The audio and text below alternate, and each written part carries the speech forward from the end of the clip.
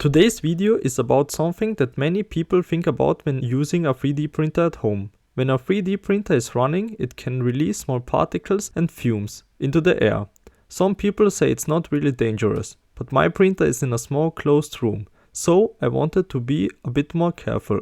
That's why I decided to build an enclosure for my 3D printer. The enclosure helps to keep the temperature more stable while printing. And I also added a fan that pushes the air outside of the room. In this video I will show you how I built this enclosure and how you can make something similar for your own 3D printer.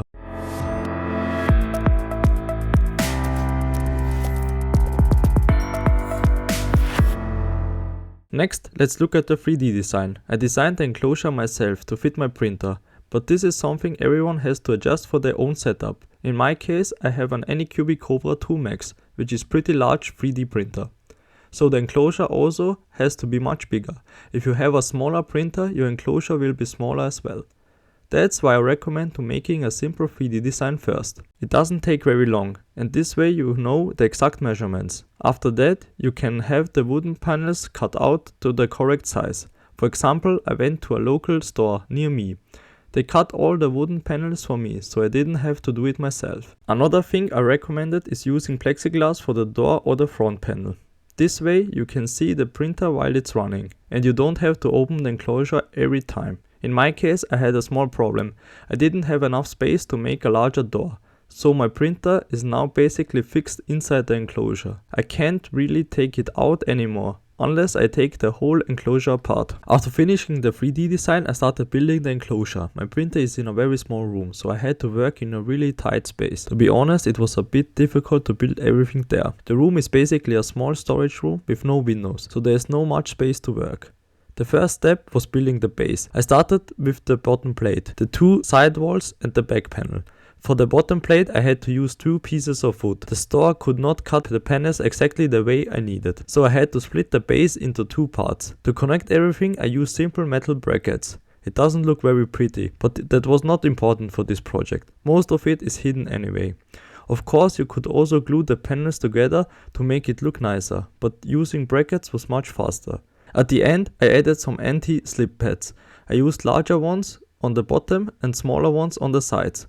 This helps to keep everything stable. In the next clip I mounted the 3D printer onto the base plate. For this I simply used a few metal brackets. This keeps the printer in place so it can't move inside the enclosure. Later I noticed that the printer creates quite a lot of vibration while printing. Because of that I added some anti-slip pads under the printer and also on the sides. This helps to reduce the vibration and makes the whole setup more stable. I did not show this step in the video, but it's definitely something I would recommend. It's simply improvement that can make a big difference. At this point I had to find a solution for the cables and the filament. The bigger question was how to feed the filament into the enclosure. My filament has a diameter of 1.75 mm, so I drilled a small hole that is about 2 mm wide. This allows the filament to go through the wall of the enclosure. On the outside I mounted the filament holder from my 3D printer. This way I can load the filament from the outside and guide it directly into the printer. It also saves space inside the enclosure. Of course everyone can place the filament holder wherever it fits best for their setup. After testing it for a while I can say that this solution works really well. After that I installed the top panel. With the top plate in place the enclosure is almost completely closed, except for the front side. For the front I built a frame where the plexiglass panel fits inside. I also built a separate frame for the door. This allows me to add sealing strips later if needed, so the enclosure can be properly sealed. For the door I used 2 hinges. I also added a simple door latch similar to the ones used on a garden gates. It slides to the side and works like a bolt that locks the door in place. This keeps the door securely closed. In this clip I show how everything is installed. Then I added a hole on the side of the enclosure for the ventilation. For this I bought a round ventilation fan that is designed for air exhaust. I made a hole that is about 100 mm wide so the fan can fit inside. Since I didn't have a proper hole saw, I had to do it a bit differently. I drilled many small holes with a drill and slowly created the opening. After that I cleaned up the edges and sanded the hole a little bit. Then I installed the fan into the opening. Next I attached an aluminum air duct to the fan.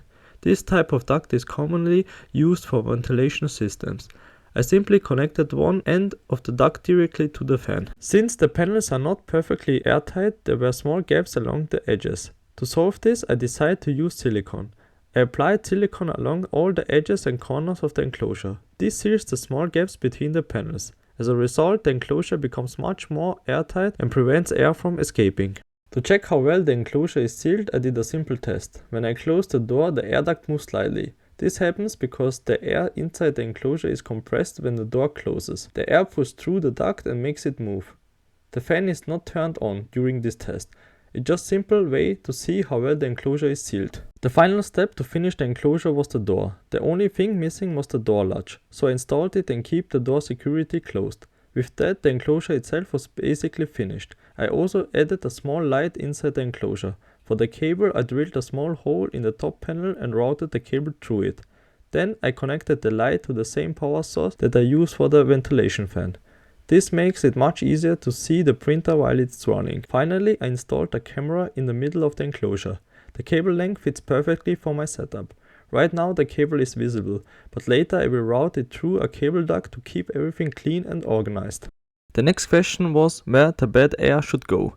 In my small storage room I already have another ventilation fan, so I came up with the idea to make a small adapter. The adapter allows me to connect the air duct directly to the fan. This way, when the fan is running, the air from the enclosure is pulled straight into the ventilation system. To make this work, I designed the adapter in 3D. Then I printed a part with my 3D printer. First I prepared two plates for the adapter. Between these two plates I placed a small mesh. The mesh adds an extra safety layer. In theory, nothing should go through the system, but I added it for extra protection. This way it works as a simple filter and makes the setup more secure. After placing the mesh between the plates, I fixed everything together. At the end I glued this complete part into the main adapter. Now the adapter is finished and ready to use. The last step was to attach the adapter to the ventilation fan. I kept it very simple. I used double-sided tape and stuck the adapter to the wall next to the fan. Then I connected the aluminum air duct to the adapter. I secured the duct by screwing it in place. And that was it. Now the air from the enclosure goes directly into the ventilation system. Now at the end you can see the complete setup.